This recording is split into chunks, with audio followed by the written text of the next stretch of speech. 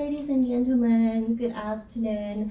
And we have a privilege today to have Professor Martin Dixon from the University of Cambridge to here with us to share his insight on the adverse possession. So please welcome Professor Martin Dixon.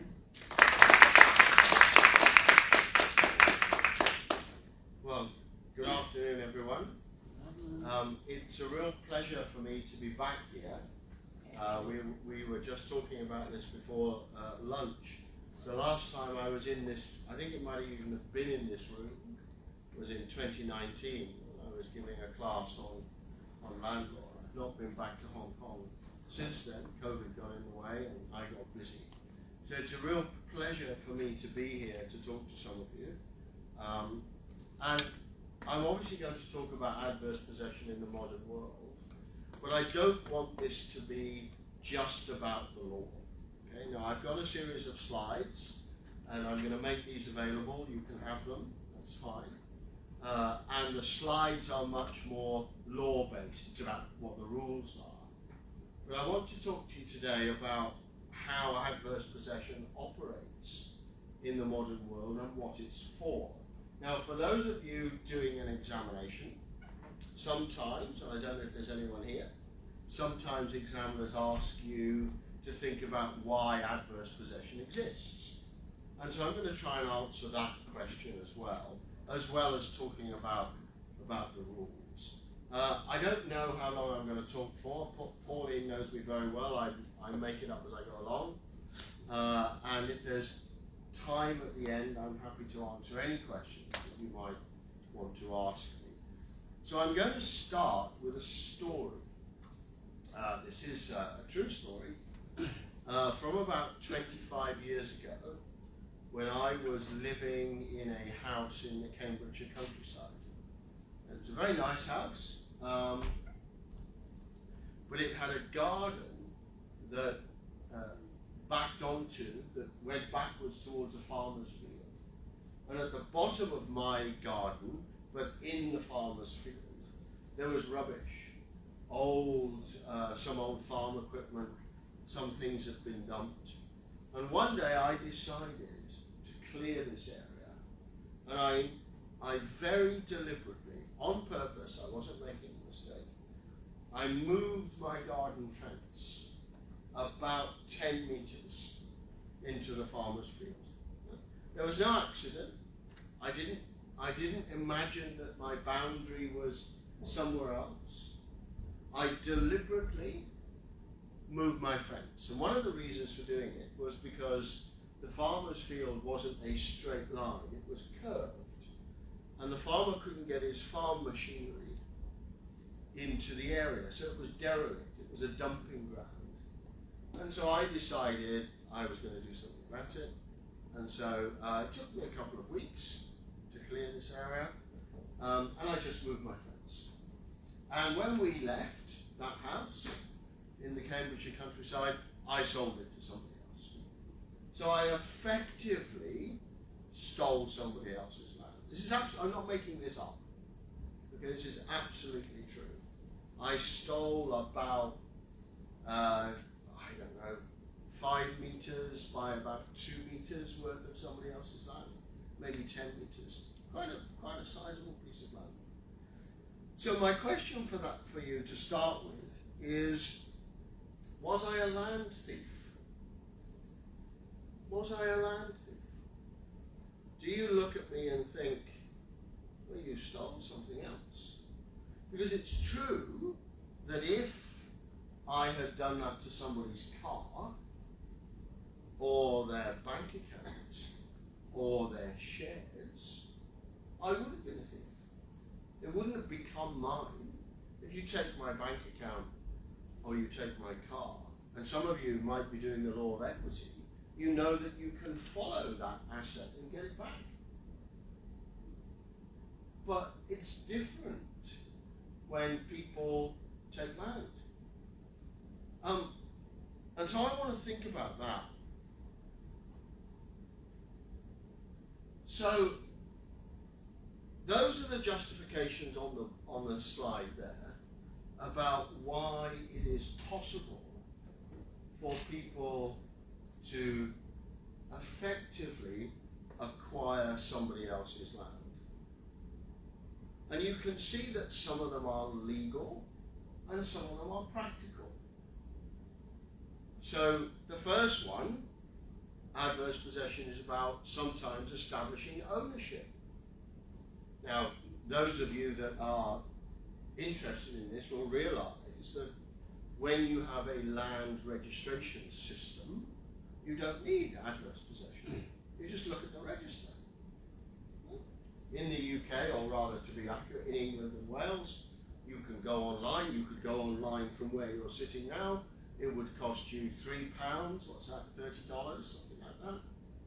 And you could download my title register to my house from where you're sitting.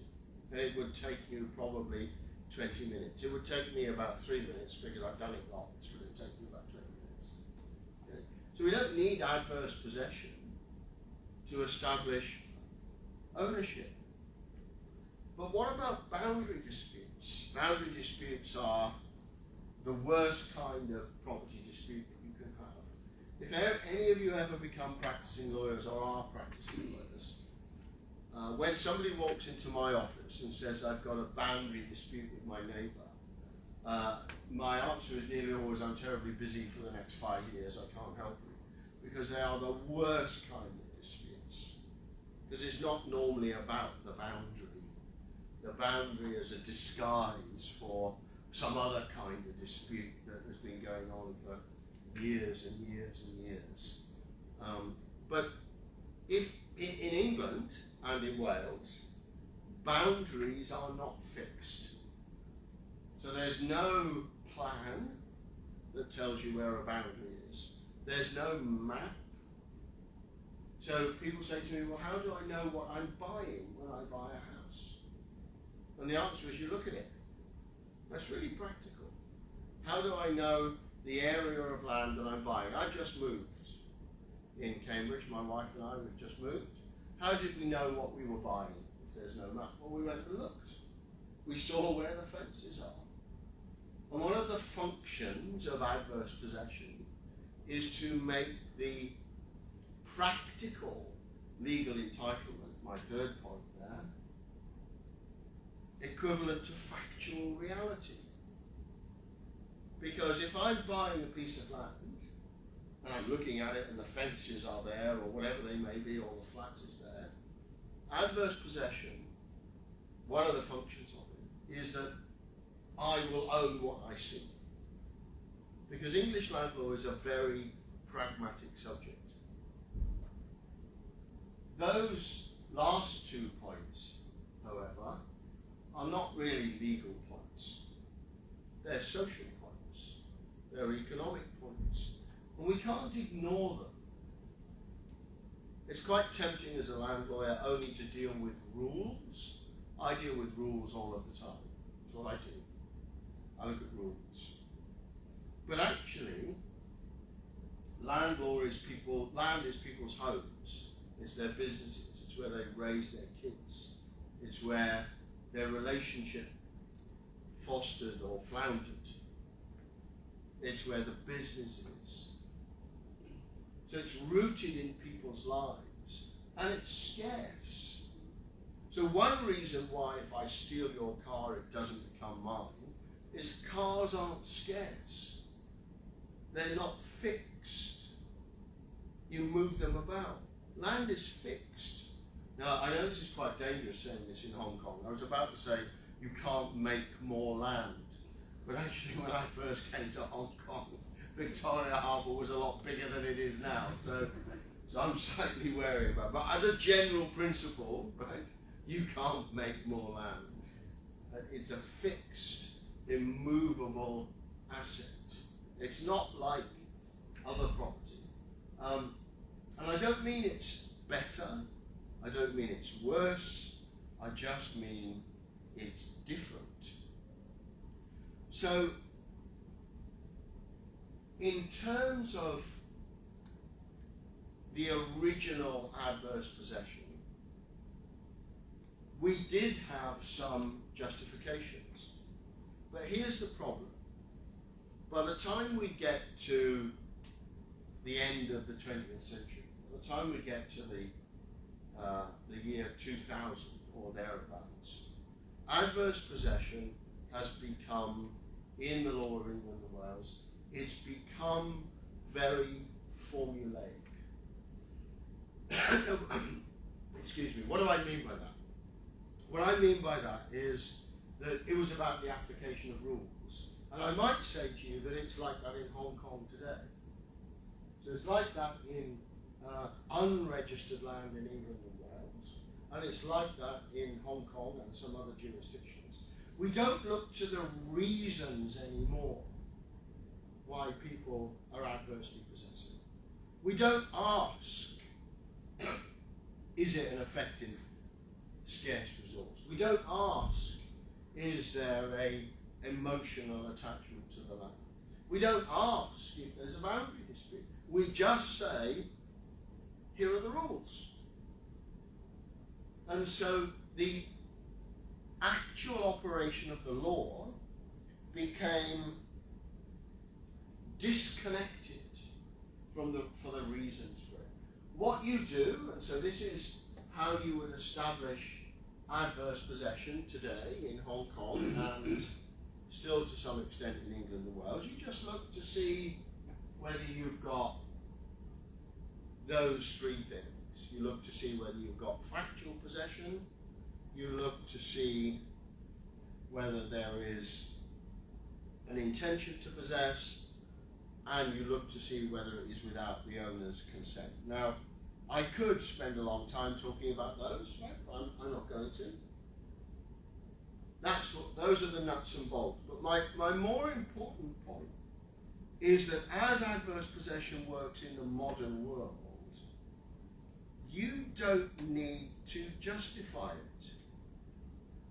You don't need to say, well, maybe the claimant has made a mistake. Maybe they really think it's their land. That's not there. It's not whether the squatter has made a mistake.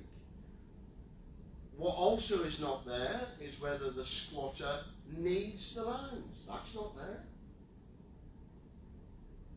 It's not whether there's a dispute. That's not there either.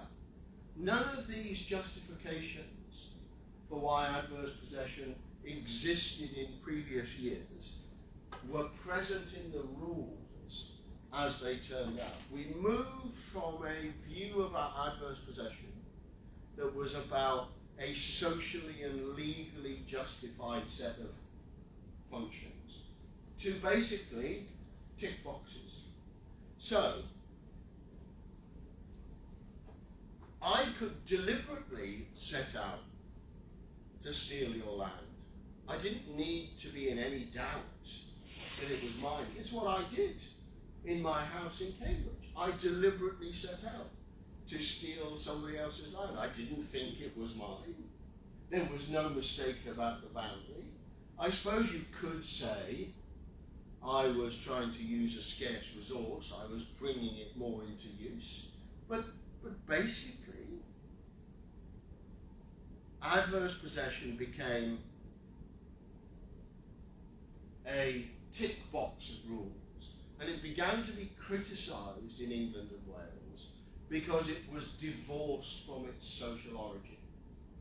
Now, I'm going to come back to this in a minute, but I did a little bit of research. Last time I was here, so that was 2019, I actually went to the court down the road to listen to a Hong Kong adverse possession case. It was fascinating until they switched from English to Chinese, and then it became, I had no idea what was going on. But it was fascinating, right? And so it was a disputed land in the New Territories, and it was a classic of its type. It was an old family. And so in Hong Kong, I've done a bit of digging. And in Hong Kong, adverse possession cases tend to fall into a number of categories. Okay? For example, very frequently, basically, the landlord has disappeared. So maybe they've died or they've emigrated, and they haven't really thought about what would happen to the land they've left behind, and the tenant is still there. Very common in the new territories. You will know us better than I. The landlord has disappeared, died, emigrated, moved away, and the tenant is still on the land and has been there for many, many years. That's a very common example. Or another common example is that land is owned by, for example, the man. The man dies, and there's no change of ownership. Nobody goes through the legal formalities. People get on with their lives. And so the surviving family members of the paper owner carries on living there, and there's no formality about swapping the ownership from the person who has died to their successors. The family, or the extended family, just carries on. That's also very common. Deserted farmland or village houses. That's another very fruitful area. My friend who still lives in Hong Kong, he has purchased a village house. And he purchased it from somebody who probably wasn't the owner of it. And they had been there in the village for many, many years. There was no record of the title, there was nothing. And he was an Australian, he didn't take particular care about this, and he purchased this house from this person, and the person he paid the money to probably didn't know it. Yeah. An adverse possession can sort that out. And he's still there, so he didn't have to give it back. But one thing that you may not be aware of, and I checked this because I was a bit surprised, industrial buildings out in the new territory are often subject to adverse possession. As they change their use, people occupy parts of them. So a formal industrial complex, and so parts of the building get turned over to residential use as a family moves in and converts what was maybe a grain store or a workshop. And so there's no formal change of use, there's no zoning rules, there's no planning application. People just get on with their lives. So this is really interesting to me. Hong Kong is one of the jurisdictions where there are more adverse possession claims than nearly anywhere else. I don't know if you knew that. Right? Adverse possession in Hong Kong is really common. Okay? And one of the reasons I think it's common is because of the social structure about families and changing uses and emigration and shifting populations and lack of central control and then more central control and then less central control. And adverse possession in Hong Kong tends to reflect more accurately the society in which it operates. Whereas in England, it just became a way to steal your neighbour's land. Right? That's what it was. Right? To some extent, I was a perfect example. So whereas in Hong Kong, adverse possession is still small families, small holdings, sometimes resisting big developers who have bought up land. Henderson Land buys a big plot that they find in one corner of that plot there's a family that is still farming the land, and so they try and evict them, and the family says, no, we've got adverse possession. Whereas in Hong Kong, adverse possession is a very socially important set of rules. Before the law changed in England and Wales, and I'm going to choose my words incredibly accurately, most cases of adverse possession were white, middle class, property owners stealing their neighbour's land. That's what it was. It wasn't long-haired, drug-addicted squatters, right?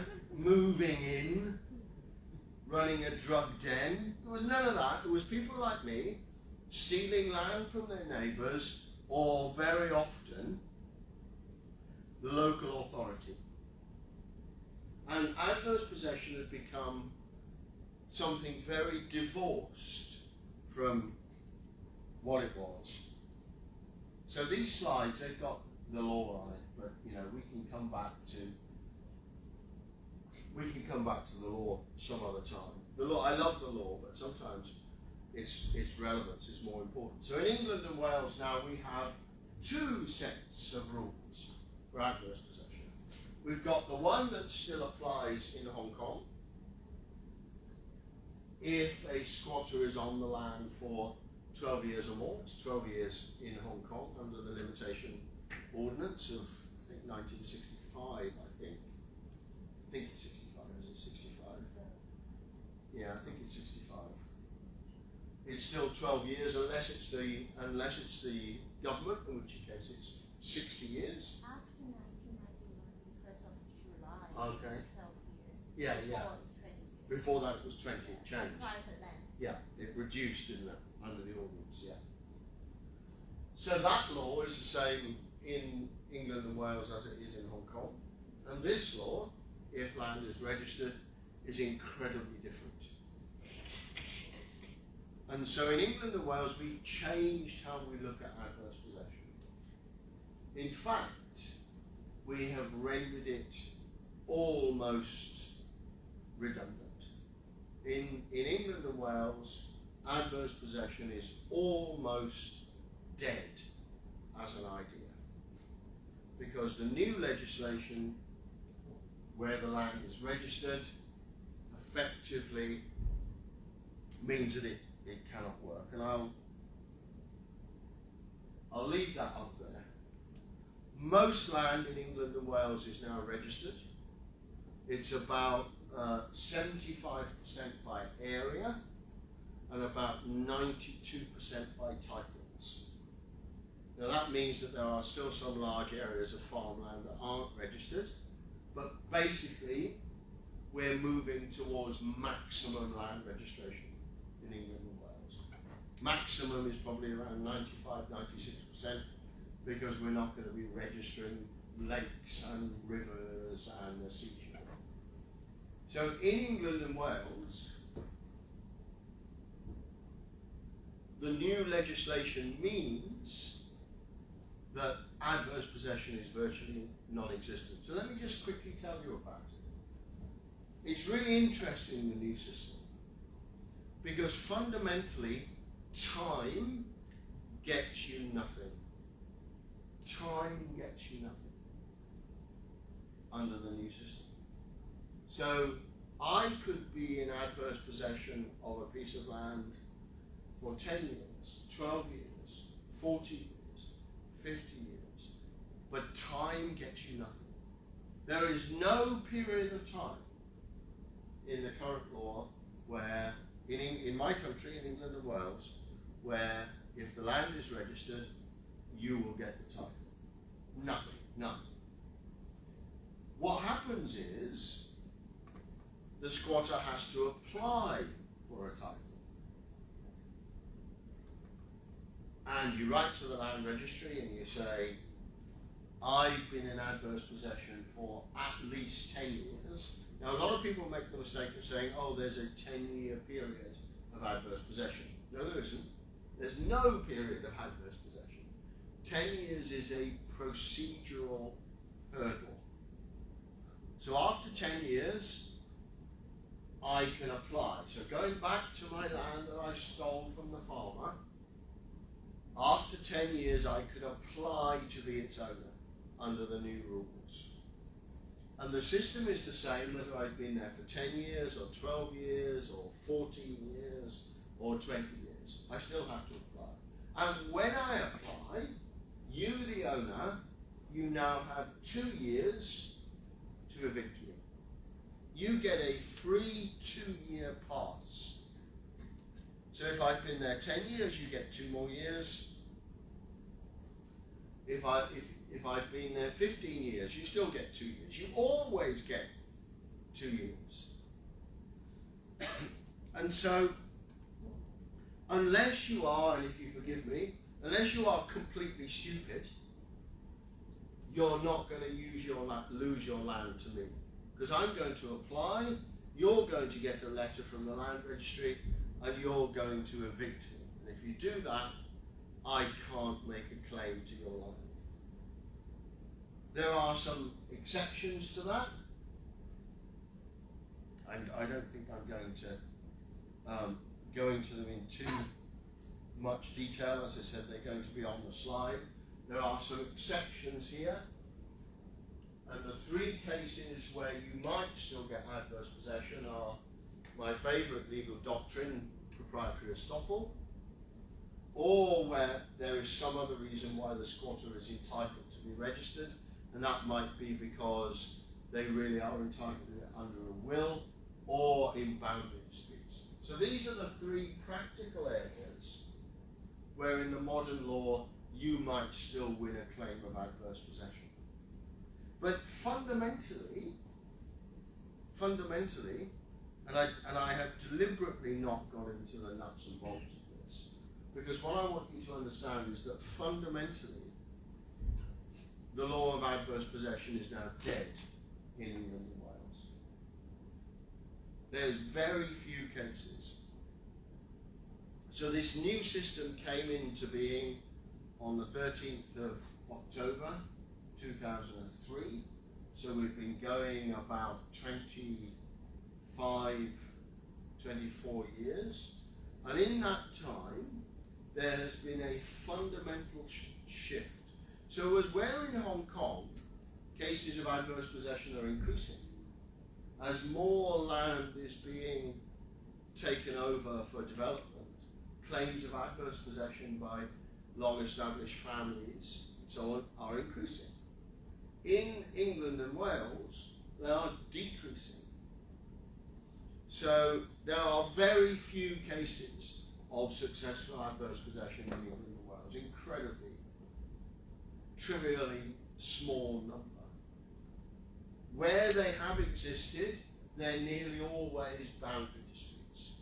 They're nearly always neighbours who are genuinely arguing about where the boundary should be. They're not about big pieces of land anymore. And some people would say that that means our registration system is more of a mirror of the land, but it's more accurate. Because when you look at the register, you will see who owns it. You don't have to worry that there's some squatter in the background. You can just look at the register, and that will tell you who owns it. But there are at least some practical problems with this new system. And in my department in Cambridge, we do a lot of practical research. And we're currently in the middle of looking at how this new law in England and Wales has changed land use. So remember, the headline is, it is almost impossible to adversely possess land in England and Wales. Now, that's the headline. That's had some interesting consequences. So the amount of empty residential space has increased by about 35%. So, in other words, empty flats has increased by about 35%. Now, there might be many reasons for that, but one of them is that the owners of these flats don't have to worry about adverse possession anymore. So we have what a lot of my colleagues euphemistically call money dumps.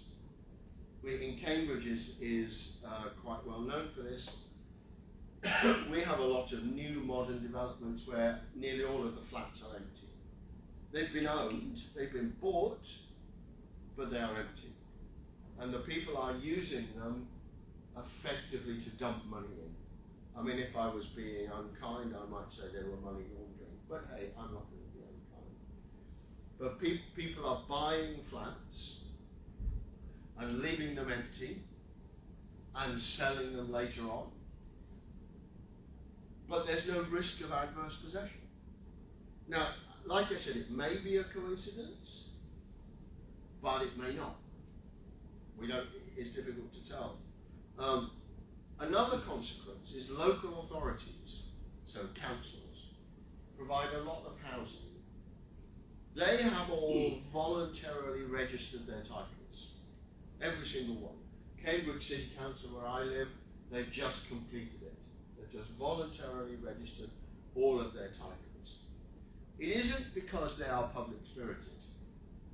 It is because they now don't have to manage them properly. Because there's no fear of adverse possession. And in case you think I'm making this up, I went to a meeting where the head of the relevant division in the council said, it's cheaper for us to register our land than it is for us to bother to manage it properly. So we have lots of properties, local authority properties that are empty, but the local authority has got under no fear that they're going to lose it, because you can't adversely possess anymore. So what I think I'm trying to get across to you is that when you look at adverse possession, whenever I teach adverse possession, and I've just been teaching it in Cambridge over the last couple of weeks, is that nearly always my group of students start thinking that it's a terrible set of rules. It's theft.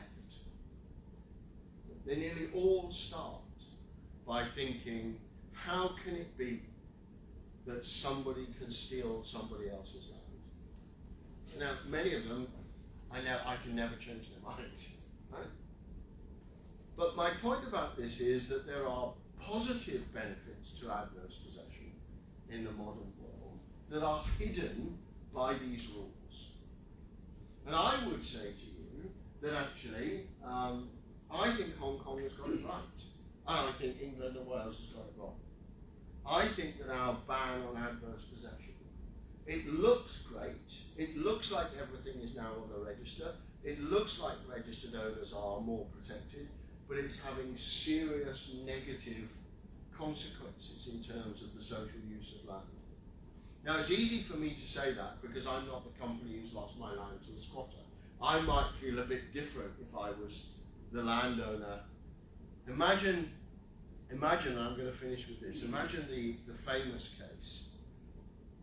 I think it's on here, right at the beginning. The famous case of the top one there, Pye and Graham. Imagine you are Pye Developments. Pye Developments owned about 25 hectares. I have no idea how big a hectare is. I know what an acre is, I have no idea. I know it's big. 25 hectares of land in Oxfordshire, prime development land. The Graham family, they were farmers that used to rent this land from Pye Developments. They used to keep sheep on it, basically. Okay? Over a period of years, the Graham family kept on writing to Pye Developments to say, we would like a new license to graze our sheep. We would like a new permission. And for some reason, Pye Developments stopped responding. They didn't answer the paperwork. They didn't do anything. And in the end, the Graham family thought, well, we've had enough of this. We've asked and we've asked and we've asked, and nobody's paying any attention to us. So they stopped asking. They just carried on using the land. 12 years later, the Graham family now said that they owned this 25 hectares. Now look at the date on this case, 2003. Right? The value of the land in 2003 was around about 12 million pounds. What's that, 120 million Hong Kong, something like that? I think that's quite a lot of money. Right? And Pye Developments lost all of its land to the Graham family. In 2003, around about £12 million worth. Now that, I would say to you, is the biggest land theft that we've ever seen. And it's completely divorced from the reasons for adverse possession. Right? There's nobody had any doubt about who really owned the land. There wasn't a boundary dispute. The land was still being used. And it just so happens that the Graham family, in the application of the rules, were able to make this claim. So Pye and Graham is a good example why sometimes the rules don't work. But on the other hand, land is special. I mean, I would say that, wouldn't I? But land is special, and you need to use it effectively. And adverse possession helps you do that, and you can see it in Hong Kong, you can see it a little bit in Malaysia, you can see it in some of the Caribbean jurisdictions. I'm currently helping in a case in one of the Caribbean countries where it's about adverse possession of a beachfront hotel, which I think is quite nice. I've been trying to get the client to take me there so I could go and visit the beachfront hotel for a while, but that's not happened yet. So, adverse possession in the modern world, is it land theft? Yeah, it is sometimes. That was straight up and down land theft. What I did was land theft. But sometimes it's a socially important function, and you've just got to get the balance right. Thank you very much. This is one of my favourite topics, and I know, oh crikey, what's the time? Oh, that's okay. I planned it around about 40 minutes, so. I'm here for questions if anyone has any. Or Tiffany, over to you. Anyone have questions for Martin? You don't usually see him often because he just arrived last night. Late last night, and he's going to leave. What? Monday. 2 days on Monday. So, any questions for him? So there's a lot of Martin just talked about the ethical questions about adverse possession, and how do we strike a balance between protecting the right of the proprietors and the need to use the land properly. So, yeah. What change if you were to have full power? What changes would you make to the law of England and Wales as regards adverse possession? So what changes would I make? Yeah, what changes would you make? Okay, I was trying to disguise how much I don't like the current law. Maybe I didn't do that well enough, right? Because I don't like the current law. I think what I would do is I would have more exceptions. So the exceptions at the moment are very narrow. Is there a boundary dispute? Is there an estoppel? I would introduce exceptions based around need and use of scarce resources, because I think that's a valuable function. And also, I would probably, and this would be very controversial, I would probably have a long stop rule, by which I mean that if I adversely possess for 25 years, I wouldn't need to go through this system, it would be mine. So I would reintroduce a long stop, just to make sure that we weren't wasting scarce resources. One of the things I didn't say is that squatting or trespassing in a residential building is sometimes a criminal offence now in England and Wales, but it still doesn't stop a claim of adverse possession. So you can commit the offence of the criminal offence, it's punishable by 51 weeks in prison. I don't know why it's 51. There's probably a reason that it's less than a year. I mean, there'd be some reason right there. So it's punishable by up to 51 weeks in prison, but you can still make a claim of adverse possession. So don't let anyone ever say that in English law you can't profit from your wrong.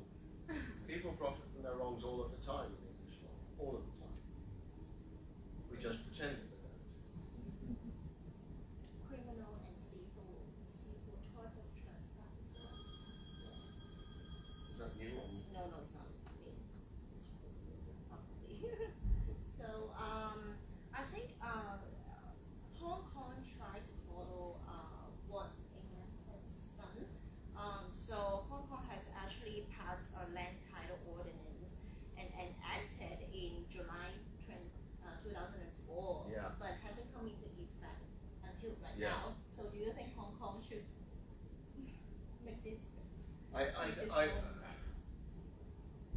think one of the